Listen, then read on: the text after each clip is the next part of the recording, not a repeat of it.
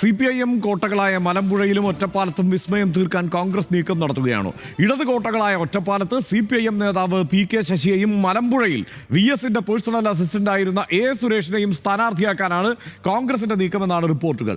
മലമ്പുഴയിലേക്ക് Congress പരിഗണിച്ചതായി A Suresh സ്ഥിരീകരിച്ചപ്പോൾ തന്നെ ഇതുവരെയും കോൺഗ്രസ് സമീപിച്ചിട്ടില്ലെന്ന നിലപാടാണ് PK ശശിക്ക്. ജില്ലയിലെ CPIM വിമതരെ കൂടെ നിർത്താനുള്ള ശ്രമങ്ങളും കോൺഗ്രസ് നടത്തുന്നുണ്ട്. പ്രതിപക്ഷ നേതാവിന്റെ പുതുയുഗ യാത്ര പാലക്കാടെത്തുമ്പോൾ വിസ്മയങ്ങൾ പ്രതീക്ഷിക്കണോ? ആദ്യം RD എക്സ്ട്രാ.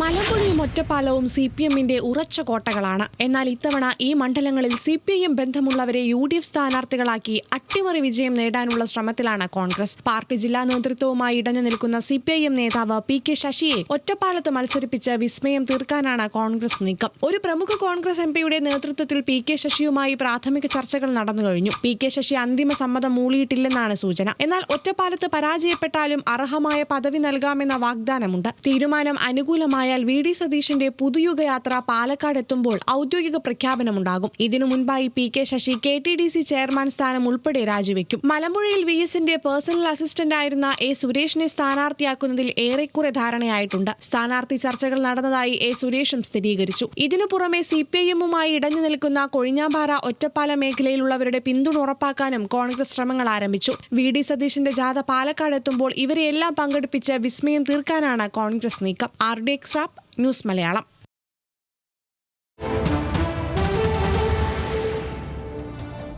SFIയിലൂടെ രാഷ്ട്രീയ രംഗത്തെത്തിയ നേതാവാണ് PK Sasi. CPIM Mannarkkad area കമ്മിറ്റിയിലും പാലക്കാട് ജില്ലാ കമ്മിറ്റിയിലും സ്വാധീനം ചെലുത്തിയ നേതാവാണ്. CITUവിന്റെ നേതാവ് എന്ന നിലയിൽ തൊഴിലാളികൾക്കിടയിലും സ്വാധീനമുണ്ട്. 2016 ഷൊർണൂരിൽ നിന്ന് തെരഞ്ഞെടുപ്പിൽ വിജയമുണ്ടായി. വിവാദങ്ങളെ തുടർന്ന് 2021 തെരഞ്ഞെടുപ്പിൽ ശശിക്ക് സീറ്റ് കൊടുത്തില്ല.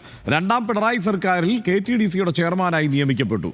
വിവാദങ്ങളും തരം താഴ്ത്തലുകളും ഒക്കെ അദ്ദേഹത്തിന് നേരിടേണ്ടി വന്നിട്ടുണ്ട്. 2018 DYFI വനിതാ നേതാവ് PK ശശിക്കെതിരെ ലൈംഗികാതിക്രമ പരാതി നൽകി.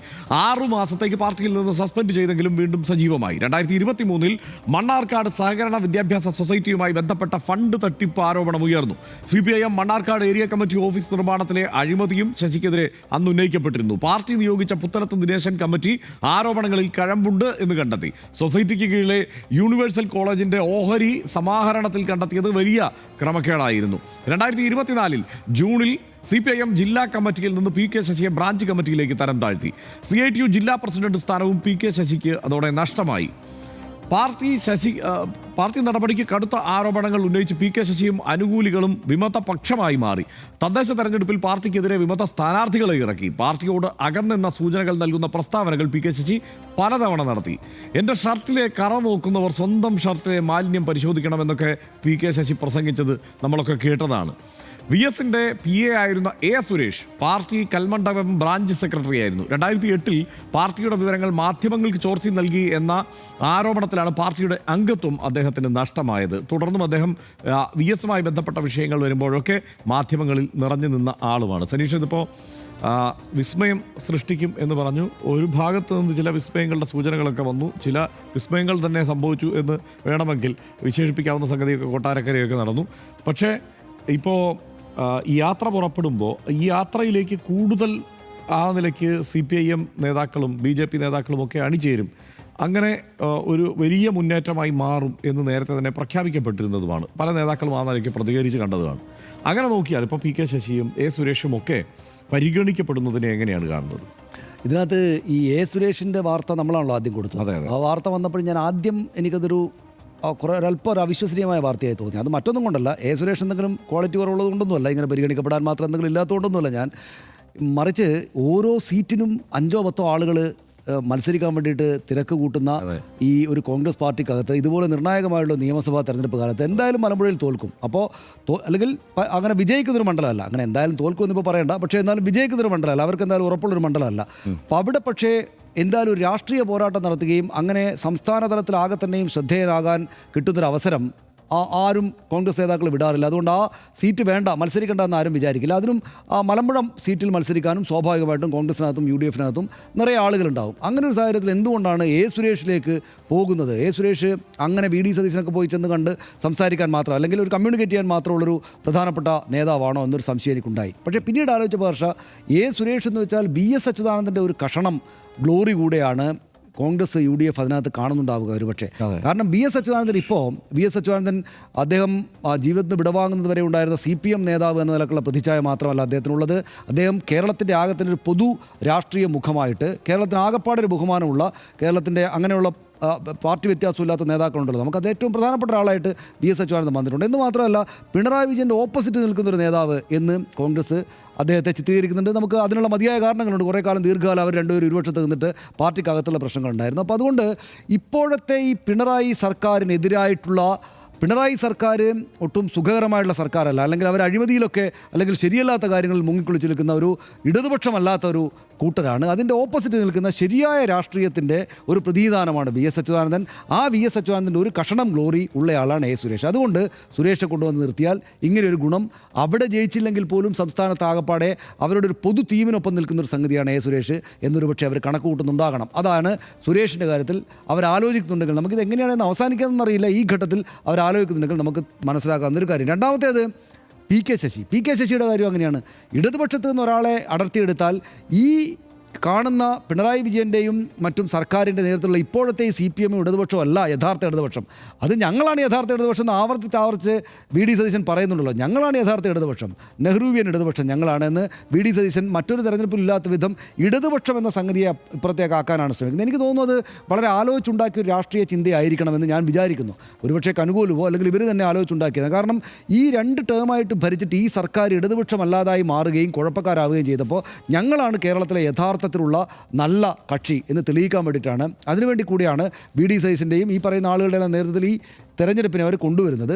അതിനകത്തേക്ക് ചേർന്ന് നിൽക്കുന്ന കാര്യങ്ങളെ പരമാവധി സമാഹരിക്കാനായിരിക്കണം ഇവർ ശ്രമിക്കുന്നുണ്ടാവുക. PK ശശിയുടെ കാര്യത്തിൽ പക്ഷേ ഒരു അബദ്ധമുള്ളത്, PK ശശി അവിടെ മത്സരിപ്പിച്ച ഒരു അബദ്ധമുള്ളത് എന്താണ്? PK ശശിയെ സംസ്ഥാന തലത്തിൽ സവിശേഷ വ്യക്തിത്വമാക്കി മാറ്റിയൊരു പ്രശ്നം, രാഷ്ട്രീയ പ്രശ്നം, അത് അദ്ദേഹത്തിനെതിരായിട്ട് വനിതാ നേതാവ് DYFIയുടെ വനിതാ നേതാവ് കൊടുത്തൊരു പരാതിയാണ് അല്ലേ? അങ്ങനെയാണ് PK ശശി. ഇപ്പോൾ കോൺഗ്രസിൻ്റെയും BJPയുടെയും അണികൾ പ്രധാനമായിട്ടും അദ്ദേഹത്തെ അല്ലെങ്കിൽ ഈ വിഷയത്തിൽ CPMനെ എതിർക്കുന്ന എന്താണ്? തീവ്രത അളക്കുന്ന ഉപകരണം. ഓർമ്മയുണ്ടോ? ഈ തീവ്രത അളക്കുന്ന ഉപകരണം എന്ന പരിഹാസ സംഗതി, തീവ്രത അളക്കുന്ന നേതാക്കന്മാരാണ് PK ശ്രീമതി AK ബാലൻ എന്നൊക്കെ ആ അന്വേഷണ കമ്മീഷനെ ഉന്നയിച്ചുകൊണ്ടുള്ള പരാമർശവും പരിഹാസവും വന്നത് ഈ PK ശശിയുടെ കേസുമായിട്ട് ബന്ധപ്പെട്ടാണ്. ഈ PK ശശിയെ ഇവരുടെ സ്ഥാനാർത്ഥിയാക്കിയാൽ എന്തൊക്കെ അദ്ദേഹത്തിന് വലിയ ഗ്ലോറി ഉണ്ടായിക്കോട്ടെ, അദ്ദേഹത്തിന് വലിയ ഒരുപാട് ആളുകൾ ഉണ്ടായിക്കോട്ടെ, വോട്ട് സമാഹരിച്ചുകൊള്ളട്ടെ, പക്ഷേ കോൺഗ്രസിന് കിട്ടുന്ന പേരെന്താണ്? ഇതാ ഇവർ തന്നെയും ലൈംഗിക വിവാദത്തിൽ അതിക്രമം നടത്തിയ ഒരാളെ, നേതാവിനെ എന്ന് പരിഹസിച്ച ആളെ, അതിനെതിരെ പാർട്ടി CPM അങ്ങനൊരു അന്വേഷണ കമ്മീഷൻ നിർത്തിയിട്ട് ഒരല്പം അകറ്റി നിർത്തിയിരിക്കുന്ന ഇയാളെ ഇവരിതാ കൊണ്ടുവന്നിരിക്കുന്നു എന്നൊരു പ്രശ്നം കോൺഗ്രസിന് മേൽ വരും. അതിനുള്ള ഒരു കാര്യം കൂടിയുണ്ട് ഹർഷ. അതായത് അതെന്താണ്?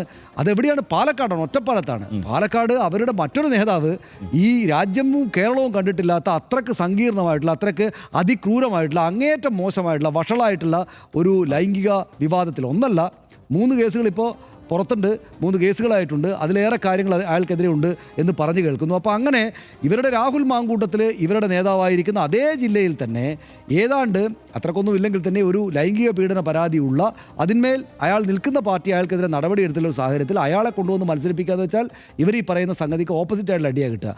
രാഹുൽ മാങ്കൂട്ടത്തിൽ വിഷയം ഈ തെരഞ്ഞെടുപ്പിൽ വലിയ തോതിൽ ചർച്ചയാകില്ല എന്നാണ് ഈ ഘട്ടത്തിൽ നമ്മൾ വിചാരിക്കുന്നതെങ്കിൽ PK ശശിയോ മറ്റോ ഇവരുടെ സ്ഥാനാർത്ഥിയായിട്ട് വരികയാണെങ്കിൽ അവിടെ മാത്രമല്ല സംസ്ഥാനത്താകെ തന്നെയും ഇത് ഒരു വിഷയമായിട്ട് ഉയർത്താൻ ഈ സൈബർ ഹാൻഡിലുകൾക്കെങ്കിലും, ഇതിപ്പോൾ CPM അല്ലെങ്കിൽ ഇടതുപക്ഷ ജനാധിപത്യം വേണ്ടി അത് ഔദ്യോഗികമായിട്ട് ഉയർത്തുമെന്ന് എനിക്കറിയില്ല, പക്ഷേ സൈബർ ഹാൻഡിലുകൾക്കെങ്കിലും ഇത് പ്രചരിപ്പിക്കാൻ ഇതാ ഇവർ ഇങ്ങനെയുള്ള ആളുകളെ കൂടെ ചേർത്ത് തീർന്ന പാർട്ടിയാണ് കേട്ടോ എന്ന് പറയാനുള്ളൊരു അവസരം കിട്ടുകയാണ് ചെയ്യുക. ഇത് ഒന്നും ഇപ്പോൾ പ്രാഥമികമായിട്ടുള്ള സ്റ്റേജിലൊക്കെയാണ് ഇവരൊക്കെ മത്സരിക്കുമെന്ന് നമുക്കറിയില്ല, പക്ഷേ ഇത് രണ്ടുമൊക്കെ ചേർത്ത് കാണുന്ന ഒരു ദിവസം നമുക്ക് കിട്ടുന്ന ചിത്രം ഇതാണെന്നാണ് എനിക്ക് തോന്നുന്നത്. തീർച്ചയായും വളരെ ആലോചിച്ച് ഉറപ്പിച്ചിട്ടുള്ള ഒരു നീക്കമാണ് ഇത് എന്നുള്ള കാര്യത്തിൽ തർക്കമൊന്നുമില്ല. അത് കനകോലു ആയാലും അതല്ല ഇപ്പം VD സതീശൻ തന്നെ ആലോചിച്ച് ഉറപ്പിച്ചിട്ടുള്ള ഒരു നീക്കമായാലും ഇത് ആലോചിച്ച് ഉറപ്പിച്ചിട്ടുള്ള ഒരു നീക്കമാണ്. അത് ഈ നീക്കത്തിൽ മാത്രമല്ല, നേരത്തെ CK ജാനുവിനെ UDFുമായി അസോസിയേറ്റ് ചെയ്യിക്കാനുള്ള തീരുമാനത്തിലും ഒപ്പം സണ്ണി M കപ്പിക്കാടിനെ വൈക്കത്ത് മത്സരിപ്പിക്കാൻ പോകുന്നു എന്നുള്ള ആ ചർച്ചയിലുമൊക്കെ അതിലൊന്നും ഉറച്ച തീരുമാനമായിട്ടില്ല. UDFിൻ്റെ സീറ്റ് ചർച്ചകളിൽ പക്ഷേ ഈ പേരുകളൊന്നും ആ മട്ടിൽ ഉയർന്നു വരുന്നത് ഇതുവരെ കണ്ടിട്ടുമില്ല. അപ്പോൾ പക്ഷേ ആ ഒരു ചർച്ച ഉയർത്തിക്കൊണ്ട് വരുന്നതിൽ അവർ വിജയിച്ചിട്ടുണ്ട്. അത് ആത്യന്തികമായി ഉദ്ദേശിക്കുന്നത് ഞങ്ങളാണ് യഥാർത്ഥ ഇടതുപക്ഷം എന്ന് സ്ഥാപിച്ചെടുക്കുന്നതിനാണ്, അല്ലെങ്കിൽ ഞങ്ങളാണ് പാർശ്വവൽക്കരിക്കപ്പെട്ടവരുടെ, അല്ലെങ്കിൽ ആ നിലയ്ക്ക് പ്രതിനിധാനം ചെയ്യുന്ന എല്ലാ സമൂഹത്തിലെ എല്ലാ വിഭാഗങ്ങളുടെയും പ്രതിനിധാനം ഞങ്ങൾക്കാണ് എന്നുള്ള മട്ടിൽ ഈ തെരഞ്ഞെടുപ്പിന് മുമ്പ് കാര്യങ്ങൾ സ്ഥാപിച്ചെടുക്കാൻ വേണ്ടിയിട്ടുള്ള ഒരു ഇടപെടലാണ് നടത്തുന്നത്. തീർച്ചയായും ആ കാര്യത്തിൽ അങ്ങനെ തന്നെ വേണം നമുക്ക് കരുതാം. പക്ഷേ ഈ തീരുമാനമുണ്ടല്ലോ, ഇപ്പോൾ പാലക്കാട്ടേക്ക് വരുമ്പോൾ അത് വളരെ യാഥാർത്ഥ്യബോധത്തോടെയുള്ള ചില ആലോചനകളുടെ ബാക്കിയാണ് എന്ന് കൂടി വേണം പറയാൻ. കാരണം ഇപ്പോൾ ഇവിടെ മലമ്പുഴയിലെ സാഹചര്യം എടുത്താൽ കഴിഞ്ഞ തവണ വിജയിച്ചത് പ്രഭാകരനാണ്, നമുക്കറിയാം. അദ്ദേഹം നേടിയത് 75,934 വോട്ടുകളാണ്. രണ്ടാം സ്ഥാനത്ത് വന്നത് സി കൃഷ്ണകുമാറാണ്, BJPയുടെ സി കൃഷ്ണകുമാർ. 50,200 വോട്ടുകൾ BJP നേടി രണ്ടാം സ്ഥാനത്തെത്തിയ മണ്ഡലമാണ് മലമ്പുഴ മണ്ഡലം. VS അച്യുതാനന്ദൻ ജയിച്ചു വരുന്ന മണ്ഡലം. അവിടെ CPIMൻ്റെ വോട്ടുകൾ തകർന്നിട്ടില്ല. പക്ഷേ സംഭവിച്ച വേറൊരു കാര്യമുണ്ട്. മൂന്നാം സ്ഥാനത്താണ് SK അനന്തകൃഷ്ണൻ പോയത്. 35,444 വോട്ടുകളേ ഉള്ളൂ കോൺഗ്രസ്സിന്. അപ്പോൾ അവിടെ വലിയ, അതായത് 21% വോട്ടുകൾ മാത്രമാണ് കോൺഗ്രസ്സിന് മലമ്പുഴയിൽ കിട്ടിയിരിക്കുന്നത്. വലിയ തകർച്ച മലമ്പുഴയിൽ ഉണ്ടായിട്ടുണ്ട്. അവിടെ ഇനി ഒരു കോൺഗ്രസ്സുകാരൻ വന്ന് മത്സരിക്കുക എന്നുള്ളത് അചിന്ത്യമാണ്. കാരണം അങ്ങനെ ഒരു ആലോചന കോൺഗ്രസിന് ഉള്ളിൽ തന്നെ ഉണ്ടാവണമെങ്കിൽ വലിയ പാടാണ്. കാരണം 21 നിന്നും പിന്നെ താഴേക്ക് പോകുമോ എന്നുള്ള ആശങ്കയിലാണ് മലമ്പുഴയിലെ കോൺഗ്രസ്. ഇതാണ് സത്യം. അപ്പോൾ ഈ ആകെ തകരുന്ന ഒരു സ്ഥിതിയുള്ള ഒരു പ്രദേശത്ത് അവിടെ പിടിച്ചു നിൽക്കാൻ പറ്റുന്ന ഒരു ഗംഭീര ആയുധം എന്ന് പറയുന്നത് തൽക്കാലം, അതായത് ഒരു സംശയം വേണ്ട, അവിടെ സുരേഷ് തന്നെയാണ്. കാരണം മലമ്പുഴയിലെ ഓരോ മുക്കിലും മൂലയിലും VSനൊപ്പം എത്തിയിട്ടുള്ള ഒരാളാണ് സുരേഷ്. ഓരോ മുക്കിലും മൂലയിലും ആ മട്ടിൽ സുപരിചിതനാണ് അദ്ദേഹം. മാത്രമല്ല VSൻ്റെ ഒരു പ്രതിനിധി എന്ന മട്ടിൽ തന്നെ പല ഘട്ടത്തിലും പരിഗണിക്കപ്പെട്ടിട്ടുണ്ട്. മാധ്യമങ്ങൾ ആ മട്ടിൽ ആവർത്തിച്ച് അവതരിപ്പിച്ചിട്ടുണ്ട്. VSൻ്റെ പോരാട്ടങ്ങളിലെല്ലാം കുറച്ച് വൈകാരികമായി പ്രതികരിക്കുന്ന ആൾ കൂടിയാണ് സുരേഷ്. അതുകൊണ്ട് തന്നെ സുരേഷിനെ നന്നായി മാധ്യമങ്ങൾ പ്രയോജനപ്പെടുത്തിയിട്ടുണ്ട് ആ കാലത്ത്. അതുകൊണ്ട് വളരെ ഫെമിലിയറാണ്, ആളുകൾക്ക് അറിയാം സുരേഷിനെ. അതായത് പാർട്ടിയുടെ റാങ്ക് ആൻഡ് ഓർഡർ നോക്കിയാൽ എവിടെയാണ് സുരേഷ് നിൽക്കുന്നത്? ഒരു ബ്രാഞ്ച് സെക്രട്ടറി മാത്രമായിരുന്നു. അവിടെ നിന്നും പിന്നെ പുറത്താക്കി അദ്ദേഹത്തെ. പക്ഷേ അദ്ദേഹം അറിയപ്പെടുന്നത് എവിടെ നിന്നിട്ടാണ്? VSൻ്റെ അസിസ്റ്റൻ്റ് ആയിരുന്നു, പേഴ്സണൽ അസിസ്റ്റൻ്റ് ആയിരുന്നു എന്നതിൽ നിന്നാണ്. അപ്പോൾ അങ്ങനെ ഒരാൾ ആ VSൻ്റെ ലെഗസിയുടെ ഒരല്പം അത് ഇവിടെ പ്രയോജനപ്പെടുത്താൻ UDFന് പറ്റുമോ? അങ്ങനെ ഈ നില മെച്ചപ്പെടുത്താൻ കഴിയുമോ? ഇതാണ് യഥാർത്ഥത്തിൽ നോക്കുന്നത്. ഈ 21% എന്നുള്ള വലിയ തകർച്ചയിൽ നിന്ന്, വോട്ട് ശതമാനത്തിലെ വലിയ തകർച്ചയിൽ നിന്ന്, അവിടെ CPMന് 46.41% വോട്ടുണ്ട്. അപ്പോൾ ആ BJPക്ക് അവിടെയുള്ളത് 30%. അവിടെയാണ് ഈ 21% മാത്രം കോൺഗ്രസ് നേടുന്നത്. അതിൽ നിന്ന് മെച്ചപ്പെടുത്തുക എന്നുള്ളതാണ് അവിടെ ഉദ്ദേശം. ആ മെച്ചപ്പെടുത്തണമെങ്കിൽ ഈ സാന്നിധ്യം അവിടെ ഏറ്റവും മികച്ചതാണ്. അതുകൊണ്ടാണ് ആ ചർച്ച നടത്തിയിട്ടുള്ളത്. ആ ചർച്ച ഏതായാലും സമ്മതിച്ചിട്ടുമുണ്ട്. ഇപ്പുറത്ത് PK ശശി ഇത് സമ്മതിക്കാതിരിക്കുന്നതിന് ഒരു കാരണമുണ്ട്. PK ശശിയെ ആ മട്ടിൽ ആലോചിക്കുന്നൊക്കെ ഉണ്ടെന്നുള്ള കാര്യത്തിൽ ഒരു സംശയവുമില്ല. നമുക്കത് സ്ഥിരീകരിച്ച് പറയാം. പക്ഷേ PK ശശിയുടെ ആലോചനയിൽ വേറൊരു തരത്തിലാണ് ആ ആലോചന പോകുന്നത്. അതായത് കോൺഗ്രസിൻ്റെ സ്ഥാനാർത്ഥിയായി വരികയെന്നോ നേരിട്ട് അങ്ങനെ പിന്തുണ കൊടുക്കുകയോ എന്നോ അല്ല, PK ശശി പ്രാദേശികമായി ഒരു പാർട്ടി ഉണ്ടാക്കി ഇതിനോട് സഹകരിക്കും എന്ന മട്ടിലാണ് ഞാൻ മനസ്സിലാക്കുന്നത്. അതായത് UDF ആ ഒറ്റപ്പാലത്ത് നമ്മളിങ്ങനെ നോക്കിക്കഴിഞ്ഞാൽ കഴിഞ്ഞ തവണത്തെ സാഹചര്യം നോക്കിയാൽ അഡ്വക്കേറ്റ് K പ്രേംകുമാർ 74,859 വോട്ടുകൾ, അതായത് 46.45% തന്നെ ഏതാണ്ട് മലമ്പുഴയ്ക്ക് സമാനമായ വോട്ട് ശതമാനം നേടിയിട്ടുണ്ട്. ഡോക്ടർ P സരിൻ നല്ല സ്ഥാനാർത്ഥിയായിരുന്നു. അവിടെ എല്ലാ മുക്കിലും മൂലയിലും പ്രചാരണത്തിൽ എത്തിയ ആളാണ്. പക്ഷേ അദ്ദേഹത്തിന് 59,707 വോട്ടുകളെ നേടാൻ കഴിഞ്ഞുള്ളൂ. 37% അദ്ദേഹത്തിന് ലഭിച്ച വോട്ട്. ഏതാണ്ട് 10%-നടുത്ത് വോട്ടുകൾ അധികം നേടിയാണ് അപ്പുറത്ത് അഡ്വക്കേറ്റ് K പ്രേംകുമാർ വിജയിച്ചു വന്നത്. അവിടെ ഈ വിജയിക്കാവുന്ന സാഹചര്യം ഇപ്പോഴും നിലനിൽക്കുന്നില്ല. നമ്മൾ നേരത്തെ പല ചർച്ചകളിലും നമ്മൾ പറഞ്ഞു പോകുന്ന ഒരു കാര്യമുണ്ടല്ലോ, കോൺഗ്രസ്സിന് അല്ലെങ്കിൽ UDFന് ഭരണം നേടണമെങ്കിൽ ഒരു വലിയ പോരാട്ടത്തിലൂടെ അല്ലാതെ ഈ ഭരണം നേടാവുന്ന സാഹചര്യം ഉണ്ട് എന്ന് ഉറപ്പിക്കണമെങ്കിൽ കുറഞ്ഞത് 45 സീറ്റുകൾ കോൺഗ്രസ് തന്നെ നേടണം. അത്തരത്തിൽ കോൺഗ്രസിന് നേടാൻ പറ്റുന്ന സീറ്റുകൾ ഏതാണെന്നുള്ളതാണ് നമ്മൾ എപ്പോഴും ചിന്തിച്ചുകൊണ്ടിരുന്നത്. ഇത് നമ്മളെക്കാൾ നന്നായിട്ട് കോൺഗ്രസും കനകോലുവും ചിന്തിച്ചിട്ടുണ്ട് എന്നുള്ളത് കൊണ്ടാണ് ഈ സീറ്റുകളുടെ കാര്യത്തിൽ ഇപ്പോൾ കുറെ കൂടി, അതായത് ഇങ്ങനെയുള്ള ആലോചനകളിലേക്ക് ഇവർ പോകുന്നത്. ആ സീറ്റുകൾ എങ്ങനെയാണ് പിടിക്കാൻ പറ്റുക? അതുകൊണ്ടാണ് ഇത്തരം ആലോചനകൾ. അപ്പോൾ ഈ ആലോചനകൾ ഒരുപക്ഷെ ഫലം കണ്ടേക്കാം. അതായത് പരമാവധി മത്സരം കാഴ്ചവെക്കാനുള്ള ഒരു ശ്രമം അവിടെ നടത്താം എന്നുള്ളതാണ്. ഇപ്പോൾ PK ശശി വ്യക്തിപരമായി അവിടെ വലിയ സ്വാധീനശേഷിയുള്ള നേതാവ്, ആ കാര്യത്തിൽ തർക്കമൊന്നുമില്ല. പാലക്കാട് ജില്ലയിൽ വലിയ സ്വാധീനശേഷിയുള്ള നേതാവാണ്. PK ശശിയെ പെട്ടെന്ന് കൈവിട്ട് കളയാൻ പറ്റാത്തത് കൊണ്ടാണ് PK ശശിയുടെ കയ്യിലിരിപ്പ് അറിയാമായിരുന്നിട്ടും ഇടതുപക്ഷത്തിന് മറ്റേ തീവ്രത അളക്കേണ്ടിയൊക്കെ വന്നത്, അല്ലെങ്കിൽ CPMന് തീവ്രത അളക്കേണ്ടി വന്നത്. ആ സാഹചര്യം അറിയാം, അത് കോൺഗ്രസിനും അറിയാം. അദ്ദേഹത്തിന് വ്യക്തിപരമായ അവിടെ വലിയ സ്വാധീനമുണ്ട്. അദ്ദേഹത്തിന് ഇപ്പോൾ ഒരു ആളുകളെ സംഘടിപ്പിക്കാനും കാര്യങ്ങൾ അവരുടെ അടുത്ത് അവതരിപ്പിക്കാനും കഴിയുന്ന ഒരു സാഹചര്യമുണ്ട്. KTDC അദ്ദേഹത്തിന് പിന്നെയും, അതായത് വീണ്ടും കുറേ കാലവും അദ്ദേഹത്തിൻ്റെ കയ്യിൽ തന്നെ ഇരിക്കുന്ന സാഹചര്യം ഈ ആരോപണങ്ങൾക്കെല്ലാം ശേഷവും ഉണ്ടായിട്ടുണ്ട്. അത് അദ്ദേഹത്തിൻ്റെ സ്വാധീനശേഷി തന്നെയാണ് കാണിക്കുന്നത്. അങ്ങനെ ഒരാളെ പ്രയോജനപ്പെടുത്താൻ തന്നെയാണ് തീരുമാനം. കോൺഗ്രസ് ഈ പറയുന്ന രാഹുൽ മാങ്കൂട്ടത്തിലിൻ്റെ അതിനൊപ്പിച്ച് നിൽക്കുന്ന പാപഭാരവും പേറിക്കൊണ്ട് ഇദ്ദേഹം വരുമ്പോൾ അത് പൂർണ്ണമായും കോൺഗ്രസിൻ്റെ തലയിൽ ഇരിക്കുന്ന സാഹചര്യം ഉണ്ടാവില്ല. മറ്റൊരു പാർട്ടിയും അല്ലെങ്കിൽ മറ്റൊരു സംവിധാനവുമായി അദ്ദേഹം മത്സരിക്കാൻ തീരുമാനിക്കുക, അദ്ദേഹത്തിന് പിന്തുണ കൊടുക്കുകയും ചെയ്താൽ അത് നടക്കുമെന്നറിയില്ല. പക്ഷേ ആലോചന നടന്നിട്ടുണ്ട് എന്നുള്ള കാര്യത്തിൽ നമുക്ക് ഏതായാലും സംശയമൊന്നുമില്ല. CPIM-ലെ അസംതൃപ്തരെ കൂടെ കൂട്ടിയാണോ VD സതീശൻ വിസ്മയം തീർക്കാൻ ഒരുങ്ങുന്നത് എന്ന് നമ്മളിപ്പോൾ ചർച്ച ചെയ്യുന്നു. കൊട്ടാരക്കരയിൽ ആയിഷ പോറ്റിയായിരുന്നു അതെങ്കിൽ പാലക്കാട് എത്തുമ്പോൾ PK ശശിയായി മാറുമോ എന്നതാണ് ഇനി അറിയാനുള്ളത്. PK ശശിയെ ചൊല്ലി മണ്ണാർക്കാട്ടും പാലക്കാട് ആകെയും പാർട്ടിക്കുള്ളിൽ ഉയർന്ന പ്രതിസന്ധികൾ പരിഹരിക്കാൻ CPIM സംസ്ഥാന നേതൃത്വത്തിന് ഇതുവരെയും സാധിച്ചിട്ടില്ല. വിമത ഭീഷണികളായി അതെല്ലാം അവിടെ നിൽക്കുകയാണ്. പാർട്ടിക്കുള്ളിൽ നിന്നുകൊണ്ട് തന്നെ നേതൃത്വത്തെ സമ്മർദ്ദത്തിലാക്കാനുള്ള വഴികൾ സ്വീകരിച്ചു പോരുന്ന PK ശശി കളം മാറ്റി ചവിട്ടുമോ എന്നറിയാൻ പുതുയുഗ യാത്ര പാലക്കാട് എത്തും വരെ നമുക്ക് കാത്തിരിക്കാം.